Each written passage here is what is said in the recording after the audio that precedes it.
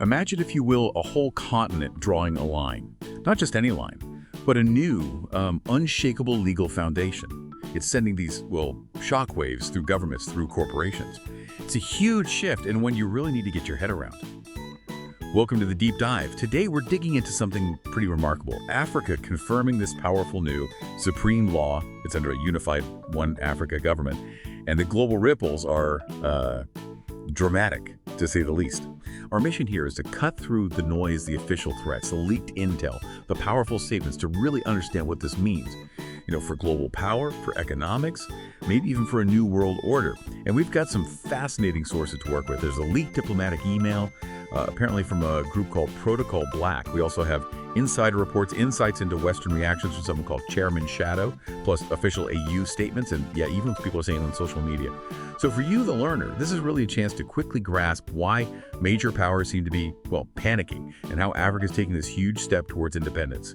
Okay, let's unpack the immediate fallout. Africa confirms this new supreme law, this unified government structure, and boom, panic mode, is that fair to say? Especially in places like France and the US. Oh, absolutely. Panic mode is a good description based on the intel. The reaction wasn't subtle. We're talking immediate official threats. Reports point to both France and the US threatening diplomatic and economic sanctions against the African Union, basically telling them to reverse course. And there's this phrase floating around, reconsider its constitutional direction. That sounds like diplomatic code, doesn't it? It absolutely is. Our intelligence suggests it's basically code for, hold on, you're getting too independent here, and we didn't sign off on this. Right, because the assumption, it seems, was that African unity was always going to be this slow burn dream, right? Yeah.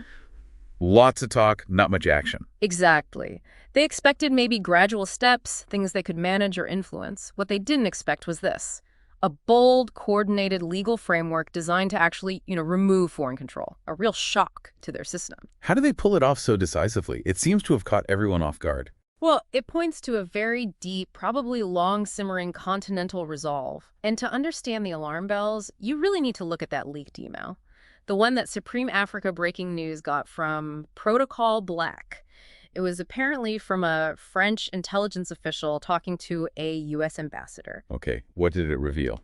It was incredibly blunt. It said something like, the AU's constitutional move places Western economic and military interests in jeopardy. And then the key part, we must act fast to prevent irreversible alignment of Africa with Eurasian blocs. Wow, irreversible alignment with Eurasian blocs. That's the core fear then. That seems to be it. It's not just about Africa becoming independent. It's about who Africa might align with instead of the West.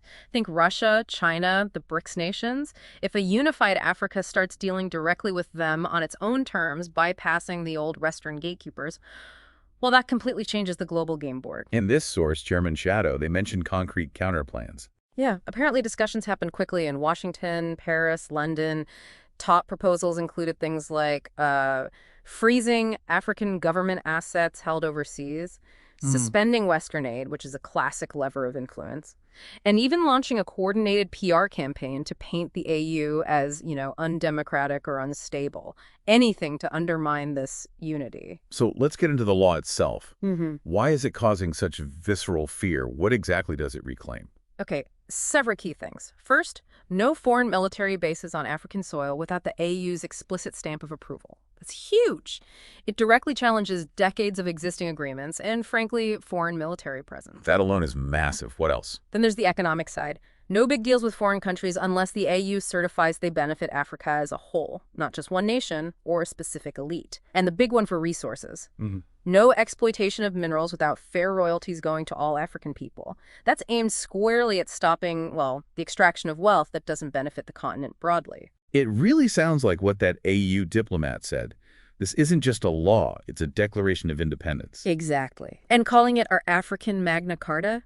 That's powerful framing. It signals this is fundamental, non-negotiable. And the reactions from leaders like Macron and Trump seem to confirm they see it that way too. Precisely. Macron reportedly called it a dangerous precedent in a private meeting, something that could unravel decades of strategic alliances. He sees the threat to French influence, clearly. And Trump. The report, and again, this is from the source indicating he was still in office at the time of this intel, alleges he asked the National Security Council, basically, Why can't we just cut off their trade deals until they fall in line? It really highlights a certain perspective, doesn't it?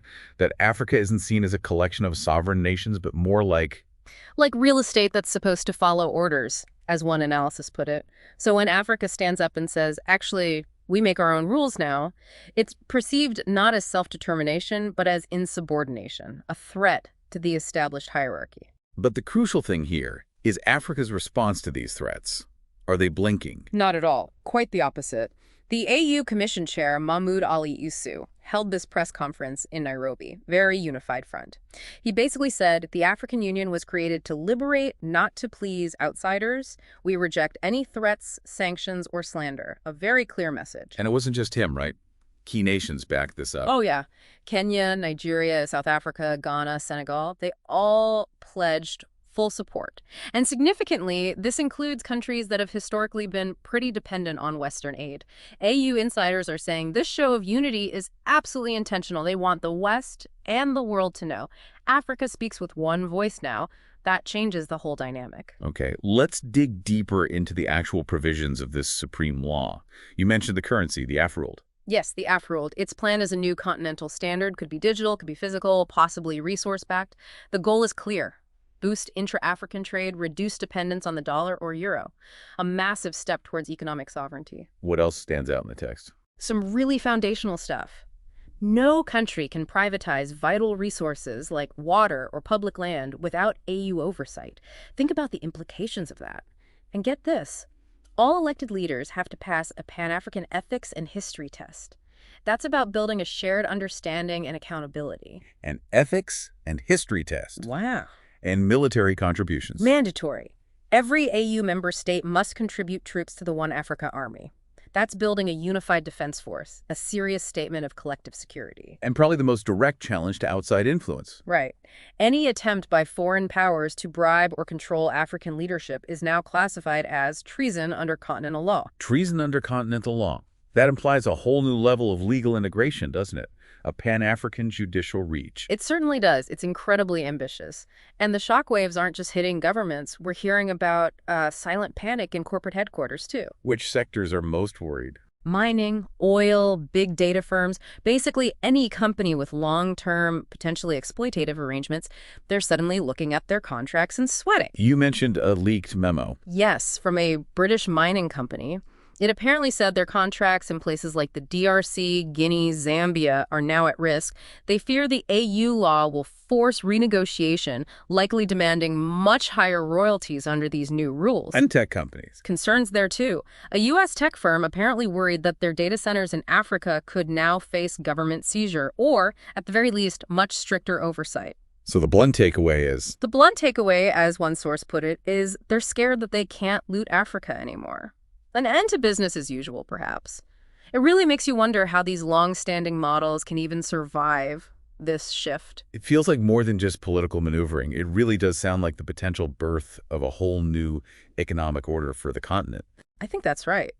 With this Afro-world currency coming online, a unified trade zone solidifying, Africa isn't asking permission to join the global economy anymore. It's setting its own terms. And those terms for foreign companies are pretty demanding based on what you said earlier. Very demanding.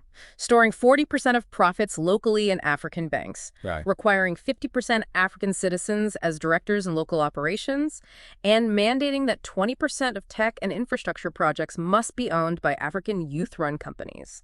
That's about building local capacity and retaining wealth. It's like that description. Economic warfare, but this time Africa is holding the shield, building defenses. Precisely. Rebalancing the scales. And how is this playing out on the ground? You mentioned social media reaction. Oh, it's electric. Across the continent, you're seeing this explosion of pride, excitement, defiance. People feel empowered. We saw quotes like Zinalthi Lioness posting something like, "Let them panic. For once, we're not bowing. Africa's supreme law isn't just law, it's power. Respect it." Really captures the mood. Any others that stood out? Yeah. Afro Prince 254 Kenya wrote, "USA and France mad they can't bully us no more. Cry harder." Very direct. And it's not just online comments. Big names, too. Burna Boy, the Nigerian artist, posted Africa first, no apology. Trevor Noah, the comedian, apparently joked about France trying to sanction fufu and jollof rice. That mix of serious pride and defiant humor. It really shows a united front, doesn't it? Yeah. A shift in mindset. Absolutely. It signals that this isn't just a top-down government thing. There's real popular energy behind it. So faced with this unified front, this popular support, what's the reported Western countermove? You mentioned Operation Restore Influence. Right. This is according to Chairman Shadow, the source claiming knowledge of Western counterstrategies. It's supposedly a covert plan. The alleged goals are things like funding opposition parties within African nations to challenge pro-AU governments, spreading disinformation, painting the supreme law as authoritarian, a power grab, and even using NGOs, perhaps unwittingly or wittingly, to stir up civil unrest, particularly around election times. Classic destabilization tactics, basically. But Africa seems prepared for this kind of pushback. It appears so. They've reportedly set up continent-wide cybersecurity units. They've activated something called Shadow Unit Zulu, specifically to monitor foreign interference covert operations.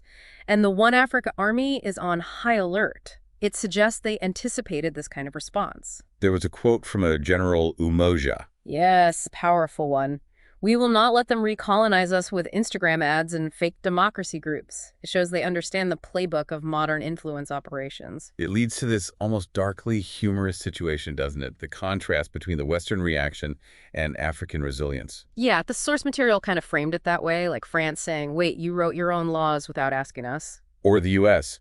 but our constitutional playbook is right here. Why aren't you using it? And the IMF supposedly wondering, gosh, who's going to take our high-interest loans now?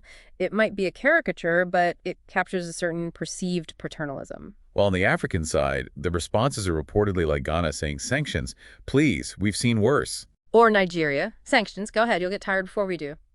And Zimbabwe chiming in, we've been under sanctions for ages, we're still here. That historical perspective, that resilience, it's something Western powers seem to consistently underestimate, isn't it? It often seems that way. They focus on levers of power like aid or sanctions, maybe overlooking the deep wellspring of determination and, frankly, the experience of having endured pressure before. So, wrapping this up, we've really charted what could be, as the source put it, the end of an era and the beginning of a revolution.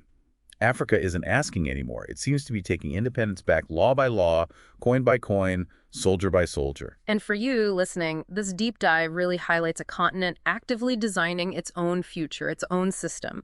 It challenges so many assumptions about global power that we've held for centuries. It's aiming for complete self-determination, setting up parallel structures that operate outside the old dependencies. So the thought to leave you with is this.